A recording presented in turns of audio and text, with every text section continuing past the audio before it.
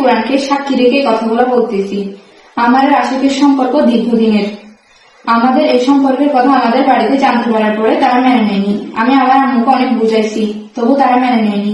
আমাদের এই সম্পর্কের কথা জানার পরে তারা আমার বিয়ে বিভিন্ন জায়গায় ঠিক করে। আমি 2টা বিয়ে আমি নিজে কথা বলে ভাঙছি।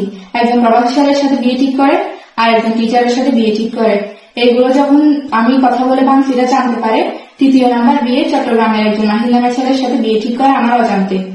আমি এটা জানার পর গত 13 নভেম্বর কক্সবাজার এসে আশিককে কল দিই এবং আমার সাথে দেখা করতে বলি।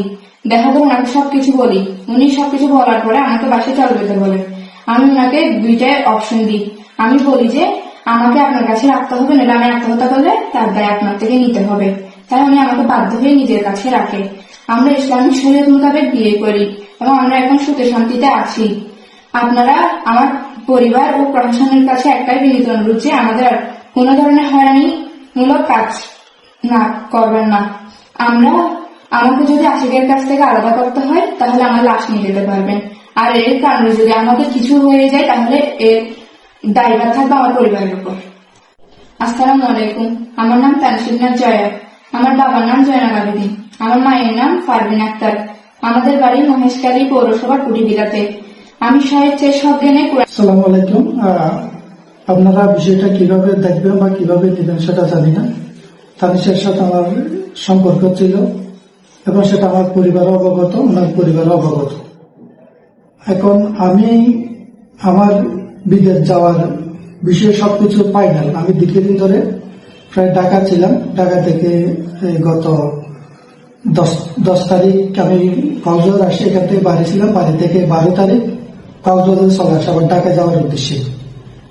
এখন 13 তারিখ সকালে হঠাৎ করে তানিশ আমাকে কল দেয়, বলতেছে আমি কক্সবাজার আসি, আমার সাথে একটু দেখা করতে হবে। তা আমি হঠাৎ করে ওনার যেহেতু কক্সবাজার আসতে বলছে, আমি গেছি ওনার কাছে।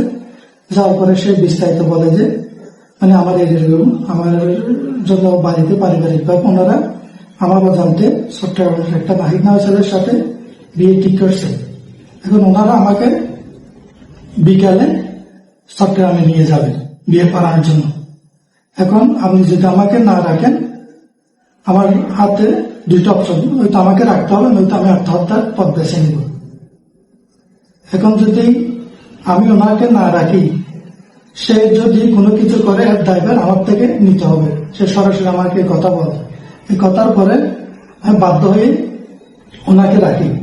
রাখার পরে এখন আমরা ইসলামী শরীয়ত মোতাবেক বিয়ে করে সুখে শান্তিতে আছি।